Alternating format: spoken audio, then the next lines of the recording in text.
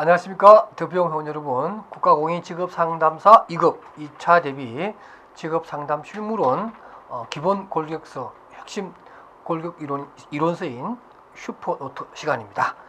오늘 우리가 학습할 내용은 교재 위치가 104페이지 챕터 6에 해당되고요. 직업상담과 기법에 관한 내용입니다. 교재 찾으셨나요? 예. 이제 100페이지가 넘었네요. 그죠? 이 책이 한 340페이지 되는데 양이 좀 많습니다. 그러나 이 책을 여러분들이 다 공부하게 되면 적어도 2차 문제는 이 책에 있는 문제, 이 책에서 벗어나지 않지 않겠는가. 제가 기존 수험서보다는 훨씬 더 많은 내용과 그 뒷 배경이 되는 것까지도 다 수록하고 있기 때문에 여러분들 이 책만 봐도 감히 얘기합니다. 2차 준비에는 거의 완벽하지 않을까 이렇게 생각을 합니다.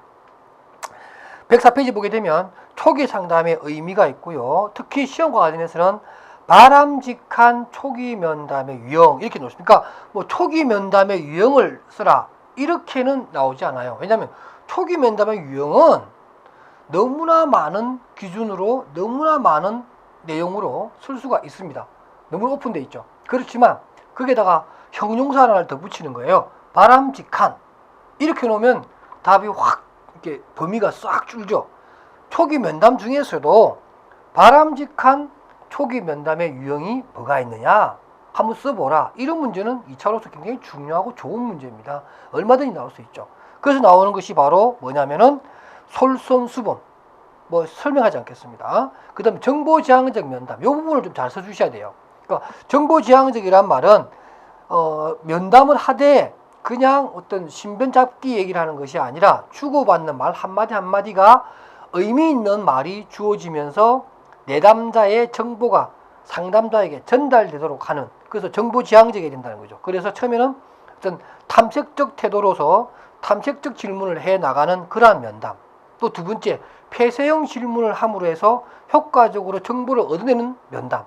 폐쇄적 질문이라는 게 우리가 일반적으로 질문 형태를 얘기할 때는 썩 바람직하지 않다라고 얘기합니다. 그런데 단적으로 그냥 정보를 획득하는데 좋은 질문법이 뭐냐 이러면은 사실은 개방적 질문보다 이런 폐쇄적 질문이 훨씬 더 정보지향적이고 정보를 획득하는데 효과적인 질문법입니다. 그러니까 여기서 말하는 정보지향적 면담이 되려면 그런 구분이 아니라 오로지 정보를 얻는다는 측면에서는 폐쇄적 질문이 좋다라는 거죠. 그 다음에 또 개방적 질문도 역시 마찬가지로 폐쇄적 질문을 사용하기에 조금 찜찜하다는 거죠. 폐쇄적 질문보다는 개방적 질문을 사용하는 것이 더 좋다라고 판단되는 시점에는 개방적 질문을 또 사용해야겠죠. 그러니까 어느 쪽이 낫다 좋다를 떠나서 정보를 획득하는데 때로는 개방적으로 때로는 폐쇄적으로 질문을 할 수 있는 그러한 면담이 정보지향적 면담이다 이렇게 보는 거예요. 이해되시죠? 세 번째가 관계지향적 면담입니다. 다시 말해서 상담자와 내담자가 자기의 역할을 잘 인식하면서 진술과 재준술이 오고 가고 또 진술과 경청이 오고 가고 공감이 오고 가는 관계의 질이 살아있는 그러한 면담이 중요하다. 마지막으로 역시 이제 제 책에서만 제가 강조하는 건데요. 산업인력공단 출제한 그 문제를 쭉 분석해 보니까 정보지향적 면담으로서 또 중요한 게 뭐냐면 감정이입적 면담이 되느냐 안 되느냐예요. 만약에 세 개를 쓰라 그러면은 예를 들면은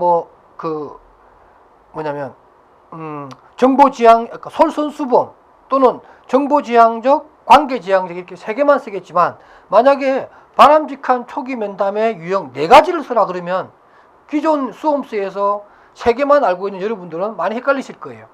이럴 때 이 시간에 저랑 같이 공부하신 분들은 당황하지 말고 4번 감정이입적 면담을 쓰시면 아주 훌륭한 답을 제출하신 겁니다. 그 다음에 105페이지 초기 면담자 유형입니다. 이것도 좀 다르죠. 아까 거는 면담 자체의 유형이고 그것도 바람직한. 근데 지금은 뭐냐면 내담자 유형입니다. 내담자가 어떤 유형이 있느냐. 첫 번째 역시 솔선수범 유형이 있고요. 두 번째 유보적인 태도를 보이는 내담자가 있을 수 있습니다. 제3유형이라고 해서 굉장히 힘든 사람이에요. 그러니까 기본적으로 아주 솔선수범적인 협조적인 태도를 보입니다. 그러다가 결정적으로 중요한 핵심적인 내용을 얘기해야 될 때 자기 속마음을 감춰버리거나 결정적인 순간에 비협조적으로 나와버리는 그러한 내담자죠. 가장 사실 상담하기 힘든 사람 중에 한 명입니다. 저도 뭐 이전에서 3,000개 이상의 상담 케이스를 다뤄왔지만 이런 유보적인 태도를 보이는 사람들이 가장 힘들었어요. 그리고 상담하고 나면 남는 게 없어요. 그 사람도 나에 대해서 별로 그렇게 만족감을 못 느끼지만 나도 열심히 얘기하고 했는데 감동적인 상담을 못했다는 느낌을 저도 갖게 됩니다. 어려운 사람이죠. 세 번째가 의뢰되어 온 내담자예요. 그 보통 상담해 보면 특히 또 청소년 상담 같은 경우나 청소년 뭐 진학 또는 청소년 취업 상담 이런 경우에는 부모님이 이제 막 일부러 이렇게 하고 또 그런 부분도 있어요. 어떤 친구가 그건 불법이긴 한데요. 구직 등록이 돼 있어서 그 내담자한테 괜찮은 구직처가 나와서 연락을 했어요. 제가 연락을 했더니 그 구직자인 남자인데 20대 후반의 남자인데 막 벌컥 화를 내면서 저한테요. 제가 이제 고용노동부에서 이제 상담 업무를 볼 텐데 자기를 어떻게 알고 전화했느냐? 자기는 구직 등록한 적도 없는데 어떻게 알고 이렇게 전화했느냐? 그래서 그럼 큰일 나죠. 본인이 한 것도 없는데 우리 공공기관이 개인에 대한 이 정보를 알게 된 거니까. 근데 나중에 알아보니까 그 구직자의 여자친구가 하도 남자친구가 일도 안 하고 빈둥빈둥대고 구직 등록도 안 하니까 그 여자분이 대신 전화로 구직 등록을 한 거예요. 자기 남자친구 거를. 그래가지고 남자친구는 모르고 구직 등록된 거죠. 뭐 이런 경우도 있었는데 어쨌든 이렇게 내담자의 어떤 자발적인 의사보다는 주변에 어떤 사람이 의미 있는 타인이 그 사람을 상담을 의뢰해서 오는 경우가 있습니다. 일단은 뭐 지금 유형만 묻는 거니까 요거 설명하고요. 그 다음에 이제 네 번째는 이제 또 나름대로 좀 굉장히 어려운 분 중에 한 분이지만 그래도 두 번째 제 3유형 그러니까 유보적인 태도를 보이는 사람보다는 더 나은 사람인데 반항하는 거예요. 변화를 꺼리고 저항하고 상담 그 자체에 대해서 자꾸만 부정적인 생각을 가지고 있으면서 자꾸 안 하려고 하는 이런 내담자가 있을 수 있다라는 거죠. 일단은 네 가지만 그렇게 구분합시다. 그러니까 초기 면담 그 자체의 유형과 내담자 유형은 다르게 얘기할 수 있다. 이런 얘기고요. 그 다음에 106페이지입니다. 여러분들 106페이지에 4번, 5번, 6번은 정말로 저는 좋은 문제라고 봐요. 기출 문제라서 여러분 나왔긴 하지만 특히 4번 촉진 관계를 형성하기 위한 상담자의 바람직한 태도 2번 나왔죠. 꼭 정리하십시오. 내담자가 원하는 것이 무엇인지를 빨리 파악해야 촉진적으로 상담할 수 있다. 촉진적이란 말은 문제 해결적 상담을 얘기합니다. 그 다음에 내담자에 대해서 이 상담의 분위기를 긍정적이고 희망적으로 만들어줘서 내가 이 사람과 상담을 하면 내 문제가 풀 수 있겠구나 라고 하는 기대감이 있어야 상담에 몰입을 합니다. 정보지향적이고 관계지향적이 되어야 라포가 깨지지 않으면서 자기 속에 있는 얘기도 자연스럽게 진술을 합니다. 협조적인 면담법에 의해서 관계가 설정되어서 상담 관계의 질이 유지가 돼야 됩니다. 그래야 촉진적 관계를 형성을 하고 또 그러한 촉진적 관계를 이끌어 나가는 상담자의 바람직한 태도라고 할 수가 있습니다.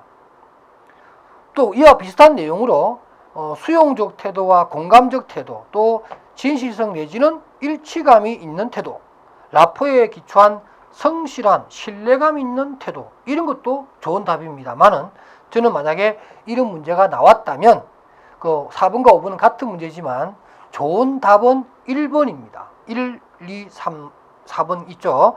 내담자가 원하는 것, 긍정적으로 희망적으로 해주는 것, 관계지향적일 것, 그 다음에 협조적 면담법에 의한 관계를 설정할 것, 이런 것들이 상담자의 바람직한 태도이며 아주 구체적인 방법으로는 뭐 수용한다든가 공감이라든가 일치성, 이런 것들은 대부분 다 뭐죠? 관계지향적 면담을 하기 위한 하나의 수단이라고 볼 수가 있습니다. 그 다음에 6번입니다. 이것도 반대예요. 촉진적 관계를 가져오는 좋은 태도라면 또 그 반대에 상담의 어떤 촉진적 관계를 저해하는 상담자의 바람직하지 못한 태도는 뭐냐? 내담자 진술에 대한 무시적인 반응을 보인다든가 수용과 공감을 하지 않는다든가 시시적 상담으로 그야말로 교육적 지도만 하려고 하는 그런 태도라든가, 내담자에 대해서 인격적으로 대화하지 않는 것, 천편일률적이면서도 그냥 근성으로 듣는 듯한 경청 태도, 또 의존적 전의를 발생을 시켜서 상담의 어떤 그 내담자 역할을 희석시켜버리는, 없애버리는 이러한 태도들, 그게 보통 지나친 동정심 때문에 생겨나는 일들인데요. 이런 것들은 바람직하지 않다. 그러니까 4번, 5번, 6번 이런 문제는 거듭해서 나오는 초기 상담에 있어서 우리가 주의해야 될 것들이거나 또는 반드시 갖춰야 될 내용들이기 때문에 여러 번 반복되어서 나옵니다. 꼭 알아두시기 바라고요. 그 다음에 우리가 상담에 있어서 가장 중요한 요인으로 바로 라포를 얘기하는데, 도대체 라포가 뭐냐? 우리가 뭐 신뢰관계, 치료동맹, 우리가 라포를 그런 얘기 하죠. 이 라포를 다른 말로 보면 영어로 하면 뭐 라포인데요. 이 라포가 우리말로 하면 굳이 얘기하면 뭐 신뢰관계 또는 뭐 친밀성 이런 말도 쓰고요. 또 전통적으로 또 뭐 치료동맹이라고 합니다. 치료동맹. 그래서 상담을 통해서 어떤 치료를 할 때 상담자와 내담자가 어떤 믿음 속에서 하나의 동맹을 맺는 것, 그걸 갖다 우리가 또 라포라고 합니다. 이러한 라포의 특징이 있는데요. 라포는 정의적이다. 이게 자스틱, 정의롭다는 뜻이 아니고 정의죠. 우리가 보통 정서적이다 할 때 한자를 쓰면 이렇게 쓰나요? 이 정서적인 내용을 담고 있고, 그 다음에 강렬합니다. 인텐시티라고 해서 어떤 속에 있는 얘기를 다 보여주기 때문에 서로가 서로에 대한 강렬한 인상을 남기는 것이 특징이고요. 서로가 성장과 변화의 기회를 갖는 것이며, 서로 또 지켜줘야 될 것에 대해서 비밀 유지의 내용이 있고, 그 다음에 스포츠, 역시 지원해 주는 거죠. 아무리 뭐 믿음이라도 그 믿음도 어느 정도 어떤 내가 이 사람으로부터 뭔가 도움을 받을 수 있겠다, 내가 도움을 줄 수 있겠다라고 했을 때 더더욱 더 믿음이 커지는 거지요. 마지막으로 정직성입니다. 일치성이라고 하기도 할 수 있죠. 그래서 상담자와 내담자가 서로 간에 정직성과 개방적인 태도를 가져야만이 효과적인 의사소통이 일어나고, 이러한 모든 것을 품고 있는 걸 갖다가 우리는 라포라고 한다. 이렇게 설명을 해 주십시오. 그 다음에 구조화입니다. 상담기법 중에 우리가 구조화라고 하는 것을 굉장히 중요시합니다만은, 구조화에 대해서 우리가 다른 것은 다 아는데, 여러분들 그 107페이지 제일 밑에 구조화의 일반 원칙이 있습니다. 3가지 원칙이 있는데 이걸 자꾸 놓치시더라고요. 구조화의 일반 원칙은 아직까지 시험에 나온 적은 없습니다만은 반드시 나와야 될 문제입니다. 구조화를 설명할 때 가장 좋은 게 이 3가지 원칙을 설명하는 거거든요. 첫 번째, 불처벌의 원칙. 그러니까 구조화의 원칙 중에 불처벌이 뭐냐면, 그러니까 처벌해서는 안 된다는 거죠.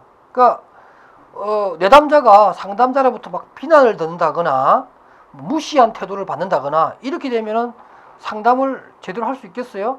내담자가 자기 얘기를 잘 안 하겠죠. 그러니까 어떠한 얘기를 해도 비난하지 않겠다, 처벌하지 않겠다라고 하는 것을 미리 얘기해 주는 게 구조화의 핵심 골격 사항이다. 이렇게 보는 것이고요. 또 두 번째는 상호 편안의 원칙입니다. 서로가 편안하게 느낀 가운데에서 마음의 부담감 없이 자기 얘기를 할 수 있도록 허용된 분위기를 만들어 주는 것. 그럼 세 번째가 행동규범의 원칙입니다.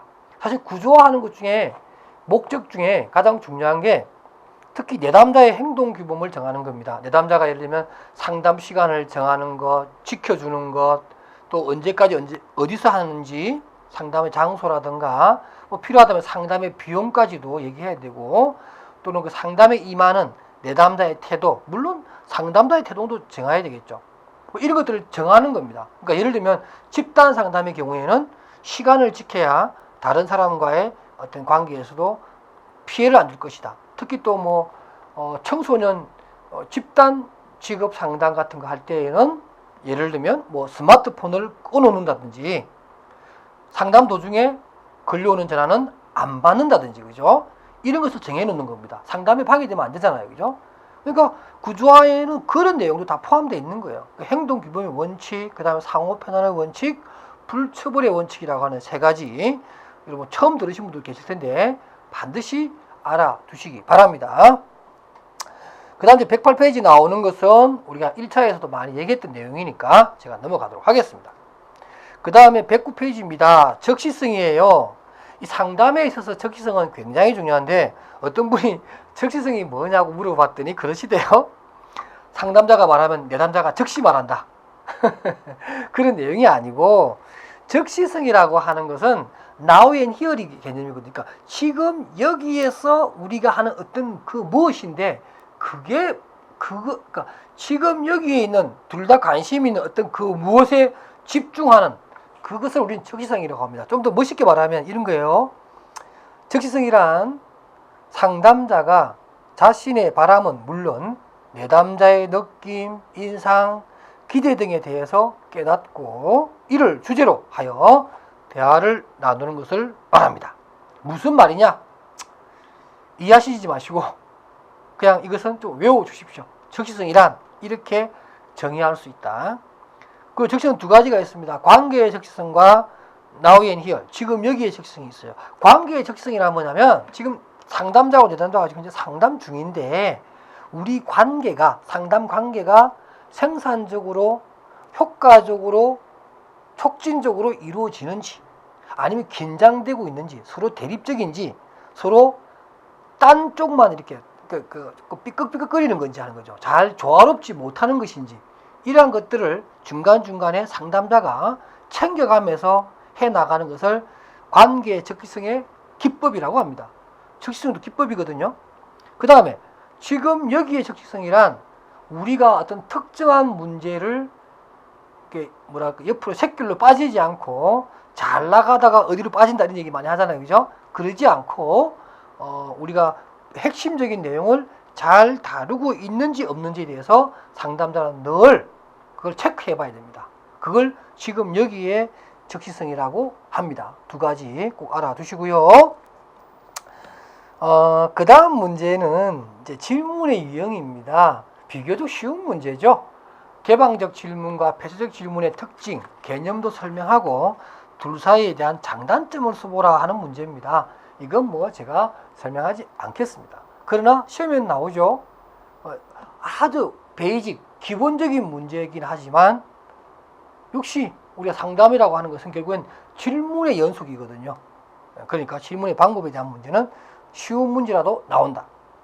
110페이지 침묵에 관한 문제입니다. 침묵의 유형이 있어요. 1번부터 5번까지가 있는데 그 위에 나오는 침묵의 의미라고 하는 7가지네요. 침묵의 의미에 대한 7가지도 알아야겠지만 침묵의 유형에 대해서 상담 도중에 느닷없이 찾아오는 내담자에 의한 침묵의 유형 또는 침묵의 원인에 대해서 3가지 써보라, 5가지 써보라 이런 문제 나올 수가 있습니다.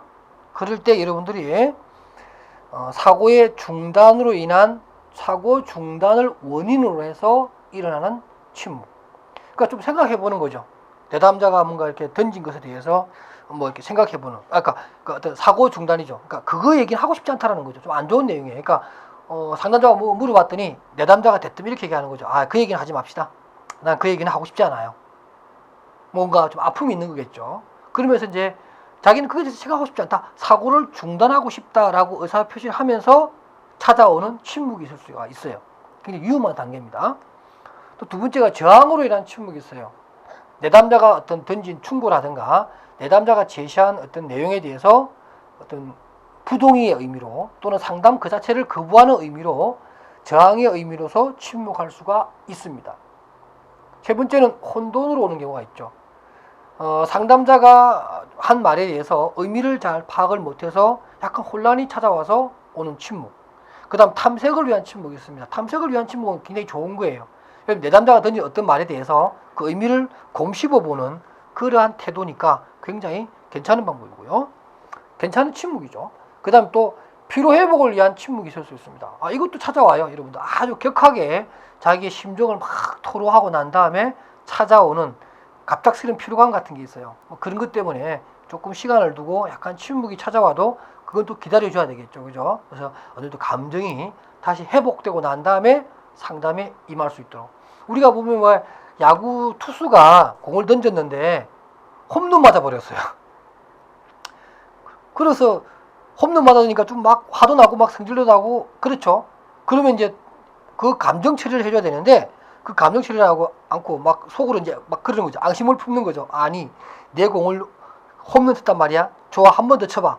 그리고 그 다음 타자한테 또 직구를 가운데로 탁 집어넣습니다. 그럼 또 한 대 맞죠. 그럴 가능성이 많다는 거죠.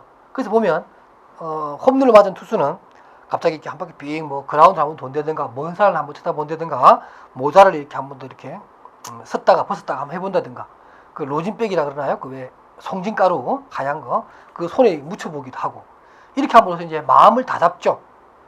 우리 상담으로 보면 뭐예요? 피로회복을 위한 하나의 침묵, 인터벌을 가져간다. 상담도 마찬가지예요. 그런 게 필요하다 이런 얘기예요.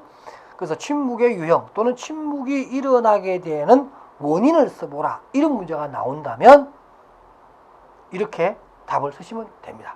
사실 좀 얇게 공부하신 분들은 침묵의 유형을 딱딱딱 이렇게 외웠어요. 5개 했는데 문제가 뭐로 나오냐면 상담 도중에 침묵은 일어날 수 있고 상담자가 주의해야 될 상황이다. 그러면 이러한 상담 도중에 일어나는 침묵의 원인을 한번 써보라. 이렇게 문제를 해놓으면 멍해가지고 이거 나 공부한 적이 없고 배운 적도 없다. 그리고 답을 안 쓰고 나오시는 분도 계세요.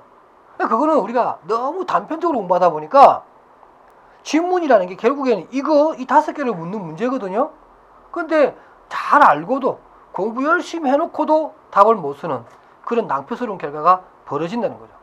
이 강의를 들으신 여러분들은 이렇게 조금 더 폭넓게 문제를 볼 수 있도록 해주시기 바랍니다. 그 다음에 해석의 의미와 기법이 있는데요.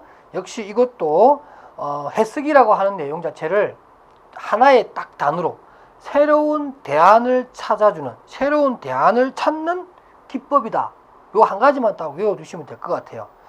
그래서 해석의 정의를 보면 해석은 내담자가 새로운 방식 또는 대안을 제시하고 그로 인한 자신의 문제를 다시 한번 볼 수 있도록 해주는 그러한 기법이다 라고 되어 있고, 동그라미 2번에 보면 이러한 해석은 느낌의 반영이나 화는 제 진술과 유사하지만 대구에는 새롭고 기능적인 참조 세계를 제공해 준다는 의미에서 느낌의 반영과 화는하고는 확연히 차이가 난다. 이렇게 여러분들이 기술하시게 되면 해석이라고 하는 기법에 대해서는 완벽하게 답안지를 쓰시는 겁니다. 그 다음에 이제 인지적 명확성과 사정 기법인데요. 우리가 인지적 명확성을 한다든가 알아본다든가 사정 기법, 어세스먼트 스킬이라고 하는 것, 내담자의 어떤 심리적 구성물을 안다든가 내담자의 어떤 여러 가지 행동에 대한 내용, 또 내담자의 어떤 직업적인 경력이나 자산 이런 것들을 우리가 파악하는 여러 가지 기법들이 있는데, 그러려면 가장 먼저 해야 될 것 중에 하나가, 특히 내담자의 인지적 명확성을 파악하기 위해서는 내담자 자신이 자기에 대해서 얼마만큼 잘 아는가. 모든 상담에서 여러분들 모든 상담이나 모든 상담 프로그램, 집단 상담 프로그램도 마찬가지예요. 어떤 상담이든 간에 제일 먼저 우리가 고려해야 될 것은 내담자가 자신에 대한 이해 정도, 자신의 스스로 생각하는 자신에 대한 이해 정도가 어느 정도인가, 이것을 파악하는 게 모든 상담의 기본입니다. 자기 자신에 대해서 잘 이해를 해야 돼요. 그리고 난 다음에 결국에는 그 자신이 주체가 되어서 진로 설계를 하든 직업 선택을 하든, 그죠? 학과를 정하든 상급학교에 진학을 하든 뭔가 의사결정을 하겠죠. 그죠? 그러려면 자기 스스로 자기 자신에 대해서 잘 인지하고 이해를 해야 됩니다. 그러기 위해서는 이 힐리라고 하는 사람이 8가지 원칙을 얘기했네요. 이것도 나왔다가 안 나왔다가 하는 그런 문제인데, 최근에 잊혀진 문제일 것 같다라고 했는데 한 번 더 나왔던 문제입니다. 굉장히 내용이 좋아서 그런 것 같아요. 한번 볼게요. 이 힐리라는 사람이 그런 얘기를 합니다. 긍정적으로 자기 인식에 대한 자신감을 높이는 8가지 원칙이 있는데, 이것을 해줄 때 내담자는 자신에 대한 이해의 정진이 올라간다. 이렇게 얘기를 합니다. 그래서 첫 번째, 다양한 범위의 행위를 경험하고 이것을 숙고할 때 자기 인식의 능력이 증가한다. 너무나 당연하겠죠. 그죠? 경험이 능력을, 자신에 대한 부분을 이해하는데 넓혀준다. 두 번째, 노력의 결과를 긍정적으로 강화하고 성공하는 방법을 배울 때 자기 인식이 증가한다. 그들이 역량이 있다고 기대되는 것을 개발하고 독려할 때 자기인식과 자신감이 증가한다. 다른 사람을 가르치기 위해 정보를 얻고 조직화하도록 안내받을 때 자기인식과 자신감이 증가한다. 뭐 해석하는데 어려움이 없죠? 그래서 제가 그냥 읽어봅니다. 5번 관찰한 피드백을 얻고 통합할 때 자기인식과 자신감이 증가한다. 뭐 통합한다 이런 말도 참 어려운데 말은 멋있는데 도대체 이게 뭔 뜻이냐면 관찰한 피드백을 얻고 통합할 때란 말은 통합이라는 말은 항상 주체가 자기라는 뜻이에요. 그러니까 내가 그 사람이 어떤 관찰한 피드백이 있어요. 관찰한 모델이 있거나 자기만의 어떤 멘토죠. 멘티가 바라보는 멘토가 있어요. 그 멘토가 가지고 있는 여러 가지 내용들을 피드백해가지고 그것을 자기의 것과 통합했을 때 이 뜻입니다. 자기 것 통합했을 때 자기인식과 자신감이 증가한다. 그들의 삶이 의미 있게 관찰되고 숙고될 때 자기인식이 증가한다.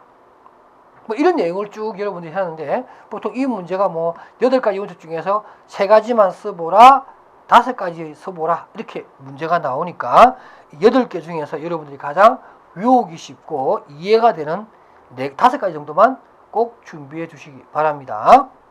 잊을만 하면 나오는 문제이기 때문에 여러분들이 좀 더 눈여겨봐야 될 겁니다. 이렇게 해서 이제 이번 시간에 제가 준비했던 내용을 다 했고요.